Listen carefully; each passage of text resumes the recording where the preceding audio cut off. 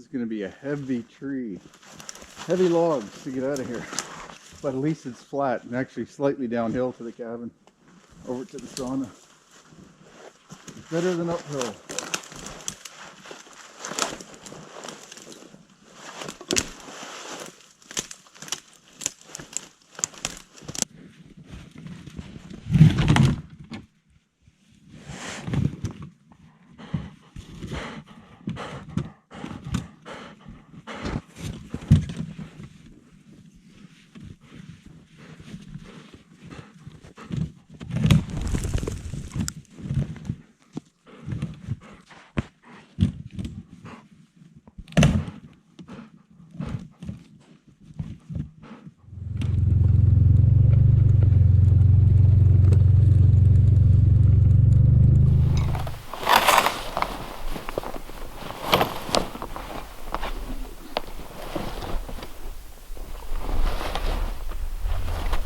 Debark it right there.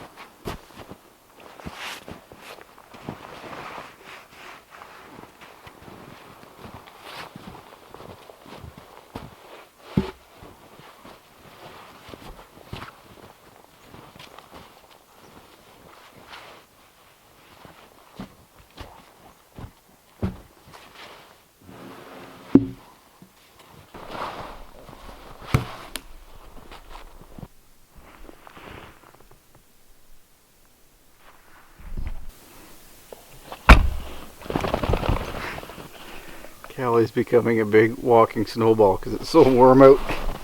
Oh yeah, look at that snow. Snowball snow.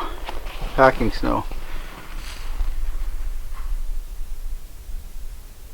When she's not moving, very still day, and there's moments you can actually just hear like ringing in your ears. It's so silent as I try to listen to hear any kind of sound, until a chickadee chirps or a raven croaks, or slight breeze in the trees down there. Not really any breeze right here. The sun's trying to poke through. It's a perfect day out here.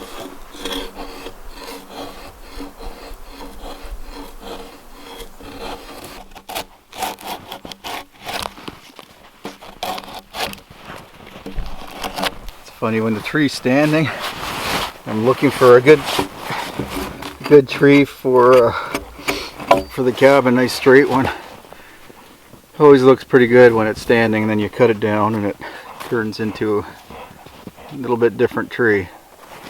Doesn't look quite as straight, quite as evenly tapered.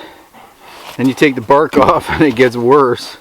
All those little branches that were distracting and made it look like it didn't taper much. Once those are off, the tree becomes, this 17-foot log at least, becomes very tapered from one end to the other. It's probably 8 inches down to 6, I would say.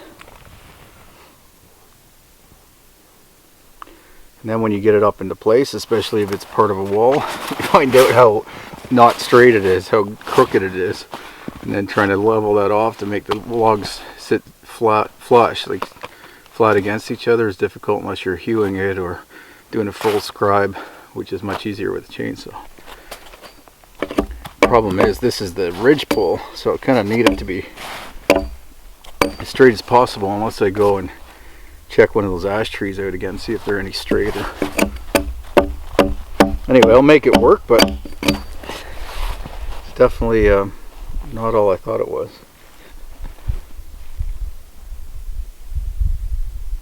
Still, nice day to be doing this.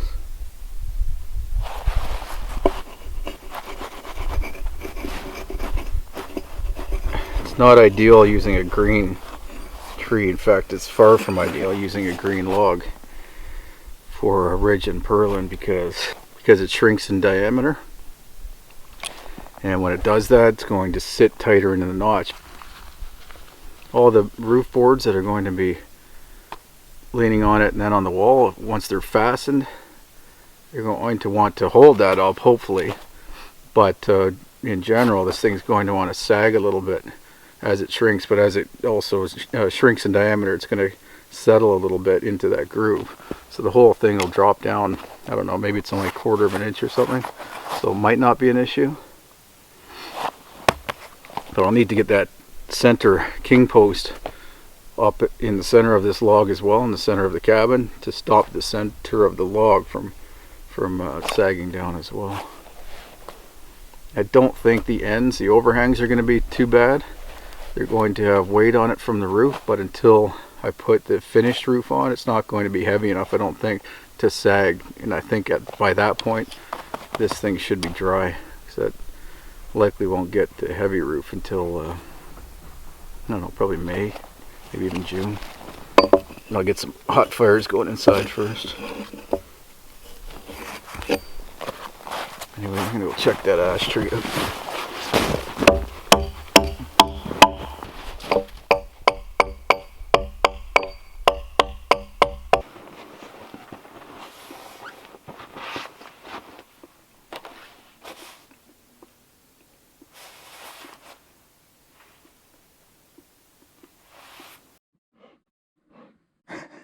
I'm tired too. At least your chest keeps you on top. So I thought oh my goodness. I thought, just gonna go off the trail here a little bit, look at that ash tree again, see if it's straight enough for a ridge pole. Don't need my snowshoes. This is insane amount of snow out here this year. Callie's just turning into a big snowball. I'm gonna have to go back for my snowshoes because this is over my waist. I can barely move. There's no way I can cut that tree down and pull it out of here without snowshoes. Not even, I can't get my machine in here. There's no way.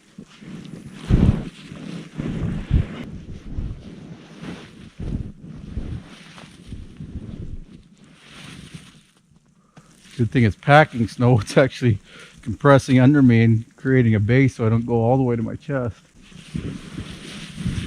Oh my. Holy smokes.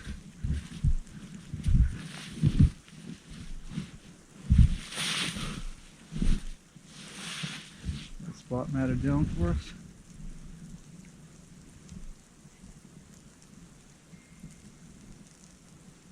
Yeah, that tree's actually pretty straight. I think we should use it.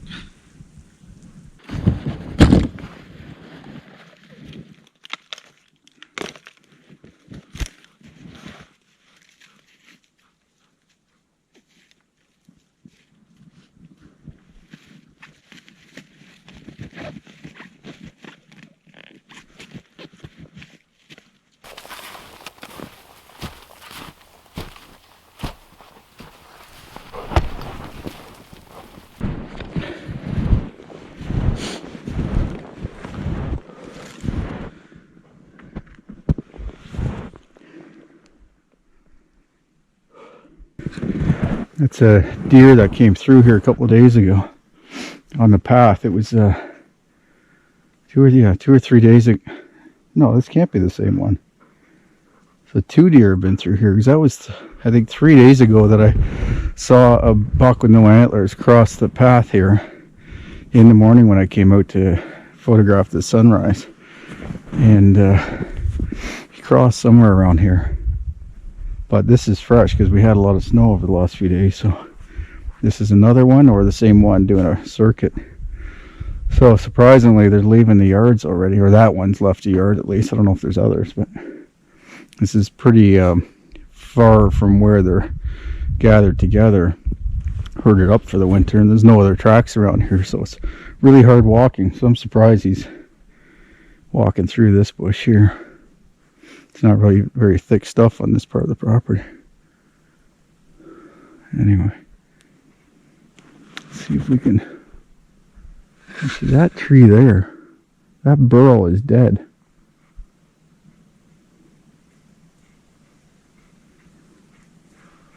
What is that, a maple or an ash?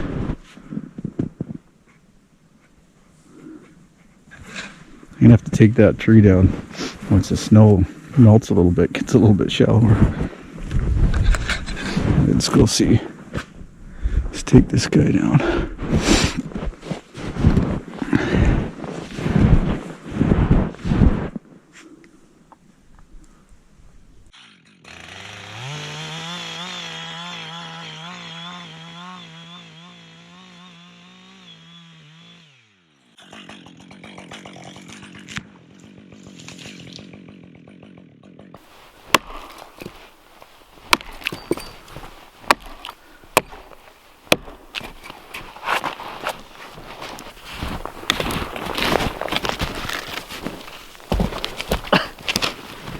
Well, let's talk about a blooper reel. I don't know if that's on film or not. I think I had it off, but I ow, bruised my shin. I see very badly on the snowshoe. Ouch, that really hurts. Can you see me at all? The camera came smashing down on this ash log that I just cut down and broke the lens cover off and the first 2 layers of glass in the lens itself. So like I said, I'm not sure if it's focusing or what it's doing right now. It's a zoom lens, but it's the quiet lens, so when I'm using this lens you can't hear the lens noise. All my other lenses are noisy, so that's when you hear it trying to focus, you hear that ch-ch-ch-ch. That's the noisy lens. They don't make many for these cameras that are quiet. So it's a very expensive camera too. I don't think the camera is messed up at all, and I don't think the external mic's messed up, but the lens definitely is. And I think it's a special order. So I might be being very creative with my shooting for a few weeks until a new lens comes in, but I can do it. I just have to keep putting it on manual focus. It's hard because I can't tell on that little screen if I'm in focus or not. So I will shut this video down right now, and hopefully I can have something figured out before, well, I'll shoot with something else for the next few days, but after that I need something permanent. It's too hard to film myself on when I'm doing more activity when I can't use that quieter lens. So what I'm doing for the rest of today, I'll finish preparing this log. I'm going to skin it, debark it right where it fell here, so that it's a little bit lighter. Plus I need to let the trail harden again. This is another trail on another part of the property. Actually, this is sort of a skidder road that goes through here up to where the workshop's going to go up there, but snow is really deep right here. So I've packed it all down with the snowshoes and partially with the snowmobile, and I'll try either tomorrow morning early, or probably going to be 3 days from now before it gets cold enough again to freeze this trail and the other trail. So I've got one, I'm going to use it as a purlin. So one purlin log back at the cabin. I have the one balsam fir down in the valley still that's stuck basically halfway up the small hill, and I've got this dead ash tree that I'm going to use, I think, is the ridge pole, because this is going to be the heaviest and the strongest to carry the weight of the roof. So I'll debark it here, let everything freeze up, come in here, pull it back with the snowmobile back to the sauna, and then hopefully, say 2 days from now, I can install these. I thought I would get them done today, but this whole day is going way slower than I anticipated. Tomorrow might be an alright day, but if it gets too warm, snow is going to be too soft to move around. And then that tomorrow night we've got freezing rain and rain coming in, and I think all day the following day. So I won't be able to work outside at all by the looks of it. Well. Alright, so thanks for watching that video. I'll see you up at the cabin next time. Take care.